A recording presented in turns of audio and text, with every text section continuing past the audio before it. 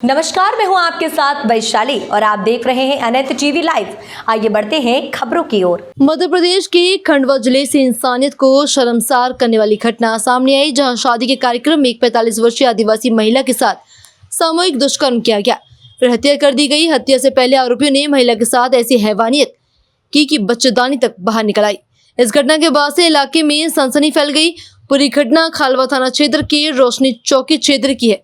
गांव के एक शादी का कार्यक्रम था, जिसमें शामिल होने के लिए आसपास के गांव के लोग पहुंचे थे। महिला भी अपने परिवार के साथ शादी में शामिल होने आई थी, लेकिन अचानक देर रात वे गायब हो गई। जब शनिवार की सुबह गांव में हरी के घर के पीछे महिलाओं के एक महिला को पड़ा हुआ देखा, तो पास जाकर देखने पर पता चला कि महिला की सांसें चल रही हैं। महिला की पहचान उसी गाँव में रहने वाली महिला के रूप में हुई। इसकी हैवानियत भरी घटना के बाद बीजेपी कांग्रेस में जुबानी जंग छिड़ गई। कांग्रेस के अध्यक्ष जीतू पटवारी ने सरकार पर हमला बोलते हुए कहा कि मध्य प्रदेश में गृह मंत्री कोई कुर्सी नहीं बची, ना कोई व्यक्ति। हाल ही में प्रधानमंत्री नरेंद्र मोदी भोपाल आ रहे हैं, जहां बस सिंदूर का कार्यक्रम करेंगे मोदी जी, और देश गृह मंत्री जी को देखना होगा कि प्रदेश में 25 बहनों के साथ बलात्कार की घटनाएं प्रतिदिन हो रही हैं। इस पर वे क्या संज्ञान लेते हैं? जो खंडवा में जो काम हुआ वह दिल्ली के निर्भया कांड के बराबर है। इसके बाद भी यदि प्रदेश के मुखिया ये कहते हैं कि मैं योग्य हूँ, तो उनको शर्म आनी चाहिए। मध्य प्रदेश में गृह नाम का कोई कुर्सी बची नहीं, न कोई व्यक्ति है। बहुत दुख है। अभी मोदी जी आ रहे हैं भोपाल और सिंदूर का कार्यक्रम करेंगे, उसमें सब महिलाएं बहनें पार्टिसिपेट करें। मोदी जी को अब ये देखना पड़ेगा, देश के गृह मंत्री को देखना पड़ेगा कि मध्य प्रदेश में 25 बहनों के साथ रोज बलात्कार होता है। खंडवा की जघन्य गैंग रेप हत्याकांड क्या है? एक बेटी के साथ बलात्कार किया और उसकी बच्चादानी राड़ डालकर प्राइवेट पार्ट से निकाल के फेंक दिया। क्या ये वो दिल्ली में निर्भया हुआ था उससे खतरनाक काम नहीं है? और अगर इसके बाद भी गृह मंत्री ये कहते हैं मैं योग्य हूं, तो मुझे शर्म आती है कि मेरे मध्य प्रदेश का गृह मंत्री इतना अयोग्य है।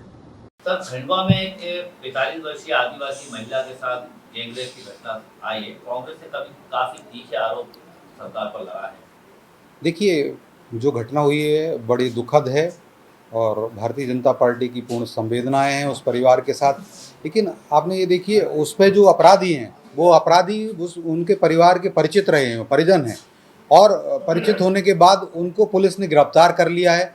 और जिस प्रकार से आपने देखा कि केंद्र में प्रधानमंत्री श्री मोदी जी की सरकार मृत्युदंड का कानून लाई, वो 56 साल कांग्रेस का शासन रहा। कांग्रेस कुंभकर्ण से ज़्यादा गहरी नींद में सोती रही। मध्य प्रदेश में भी हमारी सरकार ने ही, कांग्रेस का 45 साल शासन रहा मध्य प्रदेश में, तब भी वो मृत्युदंड का कानून नहीं ला पाए थे।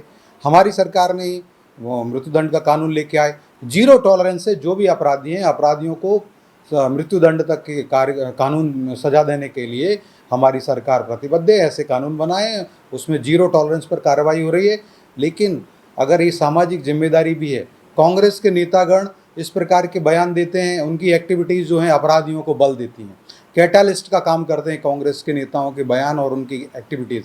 आप देखिए, उमंग सिंघार जी जो हैं, उमंग सिंघार जी नेता विपक्ष हैं, और उनके ऊपर जो आरोप लगाए, जिन्होंने अपना शपथ पत्र में जो भरा था लोग विधानसभा चुनाव के समय, उसमें उनकी जो धर्मपत्नी, उन्होंने ही कहा कि उमंग सिंघार जी के निवास पर जिस महिला की आत्महत्या नहीं थी, वो मृत्यु हुई थी और उसकी जाँच चल रही है। दिग्विजय सिंह जी के ऊपर अभी भी जो आरोप लग रहे हैं, जो सरला मिश्रा कांड है, उस सरला मिश्रा कांड में उनके भाई अभी कह रहे हैं कोर्ट में चल रहा है।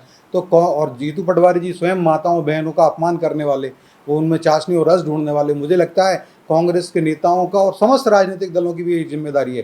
कांग्रेस को ऐसे नेताओं को अपने पद, उनके जो पद हैं उनसे हटाना चाहिए। फिलहाल के लिए इस खबर में इतना ही। बने रहे अनंत टीवी लाइव के साथ। नमस्कार।